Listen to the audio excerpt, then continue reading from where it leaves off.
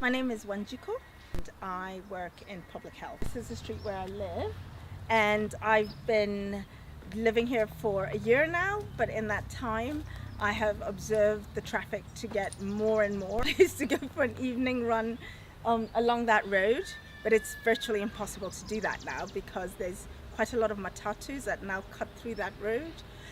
There's quite a lot of building work, so quite a dust and the walkways for pedestrians are they're dangerous, to be frank, and it wouldn't be safe to run there. So it's a shame because we're in quite a nice neighborhood.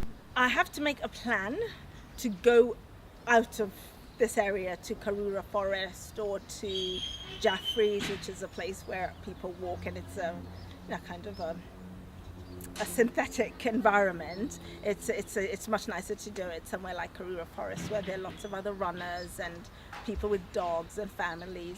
And the good thing with Karura is it's very safe.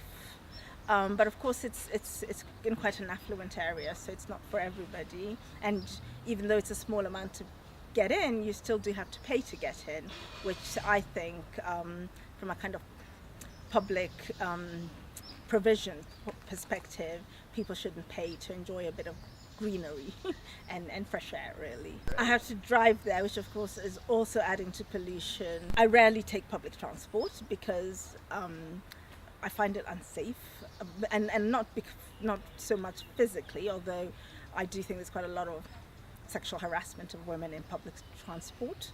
But it's a common occurrence in my office that people lose their laptop and so on. And I like my comfort. Unfortunately, I was living in England for many years and I cycled, but I wouldn't recommend that here. I think it's far too dangerous, and I think the pollution is ghastly, so it's not good on that front either. I think also people don't feel a sense of ownership. Like, I've been part of friends groups like the Friends of Queenswood, the Friends of the Earth. I was a paying member of Friends of the Earth for many years, and we would do cleanups, go and clean up a beach or and you see that emerging, but I think people still see that as somebody else's job, and that people really need to have a sense of ownership and pride in where they live. And you see it happening more and more, but I think people are just really busy, and it's not really supported at the moment. In London, I was involved more than 20 years ago. I'm still involved in the project in rescuing a derelict building and converting it into an ecological building. Maybe when I'm a bit more settled, have a bit more time, it's certainly something I could contribute or join somebody's efforts. My name is Wanjiko. I'm a proud city shaper. Are you?